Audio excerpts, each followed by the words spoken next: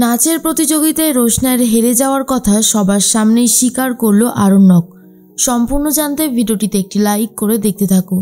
গল্পের শুরুতেই দেখা যায় আরণ্যক বেরোতে চাইছে। রোশনাইয়ের অপারেশনের সময় যাতে সামনে থাকতে পারে সেই চেষ্টাই করছিল আরণ্যক, কিন্তু গরিমা কোনোভাবেই আরণ্যককে যেতে দিতে চায় না আর বলে, তুমি যদি যাও তাহলে তোমার সাথে আমার আর কোনো সম্পর্ক থাকবে না। এবার তুমি ডিসাইড করো যে তুমি ঠিক কী করবে। তখন আরণ্যক বলে, তোমার এই সমস্ত কথা আমি আর শুনতে চাই না। একটা মানুষ অসুস্থ, তাকে আমি দেখতে যেতে পারবো না? এই অন্যায় আমি কিছুতেই বরদাস্ত করব না গরিমা। তোমার যা ইচ্ছা তুমি সেটাই করতে পারো, তাতে আমার কোনো আপত্তি নেই, কিন্তু আজ আমি রোশনাইকে দেখতে যাবই, কেউ আমাকে আটকাতে পারবে না। তনুশ্রী তখন বলে, বাদশা, এটা কিন্তু একটু বেশি বাড়াবাড়ি হয়ে যাচ্ছে, তুমি এই অন্যায়টা করো না। গরিমাকে কষ্ট দিলে গরিমার তো খারাপ লাগবে, সেটা কি তুমি বুঝতে পারছো না? কিন্তু আরণ্যক বলে, আমাকে আজকে পৃথিবীর কোনো শক্তি আটকাতে পারবে না, যেতে আমাকে হবেই। আর এই যে গরিমা, সবসময় তুমি নিজের দিকটাই দেখে গেলে, অন্য কারোর কথা তুমি ভাবনা চিন্তা করতেই চাও না। আজকে যেই মেয়েটাকে বলছো অসুস্থ, যেই মেয়েটা নাটক করছে, সেই মেয়েটাই যদি নিজে না হেরে যেত তাহলে তুমি জিততে পারতে না। আসলেই রোশনাই সেদিনকার হেরে গেছিল আর তোমাকে জিতিয়ে দিয়েছিল। কথাটা শোনার পর গরিমা বলে, আচ্ছা, তার মানে তোমাকে এই সমস্ত কথা বুঝিয়েছে ওই মেয়েটা? আমি এখন খুব ভালো মতন বুঝতে পারছি ও তোমার কিভাবে ব্রেন ওয়াশ করেছে। আরণ্যক বলে, ও আমার ব্রেন ওয়াশ করেনি, আসলে সত্যিটা হলো আমি ওকে সেদিন রিকোয়েস্ট করেছিলাম যাতে ও নিজের থেকেই হেরে যায় আর সবার সামনে তোমাকে জিতিয়ে দেয়, কারণ তোমার মনের অবস্থা খুব খারাপ ছিল। তোমাকে দেখে মনে হতো তোমার নিজের ওপর সেই মনের জোরটা হারিয়ে গেছে। তোমার কনফিডেন্স লেভেল আনার জন্যই আমি ওকে অনুরোধ করেছিলাম, আর আমি যেহেতু ওকে অনুরোধ করেছি তাই ও আমার কথা ফেলতে পারেনি। একটা কথা জেনে রাখো, তুমি নিজের ট্যালেন্টে জেতোনি, তুমি শুধুমাত্র রোশনাইয়ের কম্প্রোমাইজের জন্যই জিতেছ। আর সেই মানুষটা অসুস্থ, তুমি তাকে এইভাবে কথা শোনাচ্ছ, আমি কিন্তু এটা কোনোভাবেই মেনে নিতে পারবো না। গরিমা এত বড় একটা সত্যি কথা আজকের দিনে জানলো, তাই গরিমার তো খুবই কষ্ট হয় আর বলে, এর পরেও কি আমি আর আরণ্যকের সাথে সংসার করতে পারবো? ইম্পসিবল, কখনো না। আজ এর একটা বিহিত আমি করেই ছাড়ব। তখন আরণ্যক বলে, তোমার যা ইচ্ছা করো, কিন্তু আমি রোশনাইয়ের কাছে যাবই। এই বলেই আরণ্যক বেরিয়ে যায়। তনুশ্রী আর জাহ্নবী গরিমাকে শান্ত করতে থাকে, কিন্তু গরিমা এতটাই রেগে গেছে, গরিমাকে আর কোনোভাবেই শান্ত করা যায় না। গরিমা বলে, আমি এক্ষুনি আমার বাবা মাকে ফোন করব আর সবটা জানাবো, ওদের সাথেই আজকে আমি ফিরে যাব, আর তারপরেই আরণ্যককে কী করে ফাঁসাতে হয় সেটাও আমি খুব ভালো মতন জানি।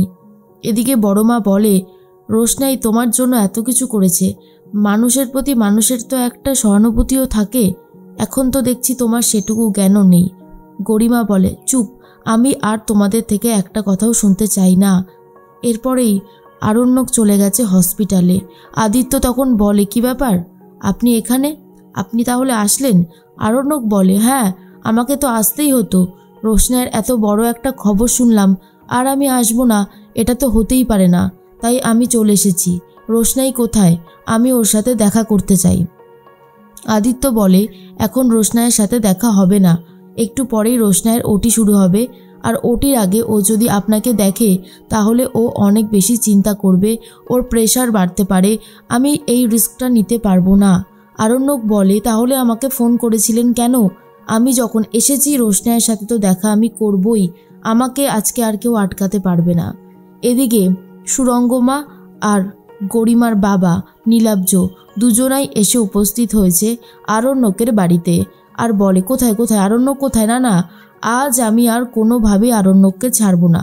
সুরঙ্গমা আরণ্যকের প্রতি এতটাই বিরক্ত যে পুলিশের কাছে যাবে, কেস করবে বলে ঠিক করেছে। তখন গরিমা বলে, মা, তুমি একটা কথা জেনে রাখো, আমি কোনো দিন আর আরণ্যককে ক্ষমা করব না। ও যেই অন্যায় করেছে তার শাস্তি ওকে পেতেই হবে, কোনোভাবেই আমি ওকে ক্ষমা করব না। তনুশ্রী বলে, আমরা ওকে আটকানোর চেষ্টা করেছিলাম, কিন্তু ও আমাদের কথাও শোনেনি। আমি একটা কথা তোমাদেরকে বলছি, শোনো, ও ফিরে আসুক, তারপরে একটা কথা বলে মিউচুয়াল যদি সব কিছু করা যায় তাহলে তো ভালোই হবে। কিন্তু সুরঙ্গমা আর কোনো কথা শুনতেই চায় না, বলতে থাকে আমি বললাম তো একটা কথাও আর শুনবো না, আমি যাব আর গিয়ে ওই ছেলেটাকে আমি উচিত শিক্ষা দেব। এর মধ্যে আদিত্যর সাথে আরণ্যকের ঝামেলা চলতে থাকে। আরণ্যক বলে আমি তো যাবই রোশনাইয়ের সাথে দেখা করতে। এরপর আদিত্য জিজ্ঞেস করে কোন পরিচয়ে তুমি যাবে? আরণ্যক বলে তুমি কোন পরিচয়ে আছো? বন্ধুর পরিচয়ে। আদিত্য এই উত্তরটাই দেয় আর আরণ্যক উত্তর দেয় আত্মীয়র খাতিরে যাব। বুঝতে পেরেছ? এই বলেই রোশনাইয়ের সাথে দেখা করতে চলে যাচ্ছে। রোশনাইয়ের সাথে মুখোমুখি হয় আরণ্যক আর বলে রোশনাই, চিন্তা করো না, তোমার এই অপারেশন সাকসেসফুল হবে আর তুমি পুরোপুরি সুস্থ হয়ে যাবে। রোশনাই বলে আপনি কেন আসতে গেলেন? আরণ্যক বলে আসবো না? এত বড় একটা খবর পেলাম আর আসবো না বলছো? জানো তুমি আমি বাড়িতে ঠিক কীরকম সিচুয়েশানকে অ্যাভয়েড করে এখানে এসেছি? জানিও না এরপরে বাড়িতে গেলে আমাকে ঠিক কী ফেস করতে হবে। কিন্তু আমি শুধুমাত্র তোমার জন্যই এখানে এসেছি, তোমার সাথে দেখা করতে। তুমি আমার সাথে এভাবে কথা বলো না রোশনাই। তখন রোশনাই বলে কেন বলবো না বলুন তো? আপনি কেন এত কষ্ট করে আসতে গেলেন? আমি তো ঠিকই ছিলাম, আমাকে নিয়ে ভাবতে হবে না। আসলে এই পৃথিবীটায় আমাকে নিয়ে ভাবার মতন আর কেউ নেই স্যারজি, এটাই চরম ফ্যাক্ট। কিন্তু আরণ্যক বলে আমি আছি তো। তুমি প্রেগনেন্ট নিয়ে ওরকম একটা কথা বলেছিলে, তাই আমার মাথাটা গরম হয়ে গেছিলো, কারণ আমি তো জানি যে আমি এরকম কোনো অন্যায় করতে পারি না। রোশনাই বুঝতে পারে তারও একটা ভুল হয়েছিল। রোশনাই বলে স্যারজি আমি নিজেও ভুল করেছিলাম, আমি আপনার কাছে ক্ষমা চাইছি। আরণ্যক বলে ক্ষমা চাইতে হবে না রোশনাই, আমি চাই তুমি তাড়াতাড়ি সুস্থ হয়ে ওঠো, সমস্ত বিপদকে কাটিয়ে একটা সুন্দর জীবন তুমি লিড করো। অনেক কষ্ট পেয়েছো তুমি ছোটবেলা থেকে, এখনও পাচ্ছ। এর মধ্যে দেখা যায় সুরঙ্গমা নীলাব্জ বলে আরণ্যক যদি কোনো অন্যায় করে থাকে তাহলে এবার সে শাস্তি পাবেই। এইরকমভাবে দু নৌকায় পা দিয়ে চলা যায় না, কখনো গরিমা কখনো রোশনাই, এটা একদমই ঠিক হচ্ছে না। তনুশ্রী বলে আমরা তো চাইছি আমাদের ছেলে যাতে গরিমার সাথেই থাকে, কিন্তু এখন যদি এরকম সিচুয়েশান ক্রিয়েট হয়ে যায় সেক্ষেত্রে আমি যে কী করব বুঝতে পারছি না।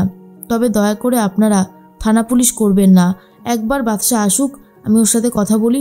কিন্তু সুরঙ্গমা সেটা হতে দিতেই চাইছে না। আরণ্যক বলে আমি বাড়ি গিয়ে হয়তো অন্যরকম পরিস্থিতিতে পড়ব, কিন্তু তার আগে যে তোমাকে দেখে গেলাম এটাই হচ্ছে আমার কাছে একটা শান্তির ব্যাপার। গরিমার সাথে আমার যাই সম্পর্ক থাকুক না কেন, এটা তো আমি অস্বীকার করতে পারি না যে একটা সময় তোমার সাথে আমার বিয়েটা হয়েছিল। রোশনাই বলে কিন্তু সেসব এখন অতীত, আপনি আমাকে নিয়ে ভাববেন না, আমি ভালো থাকবো। এরপরে রোশনাইয়ের ওটির সময় চলে এসেছে।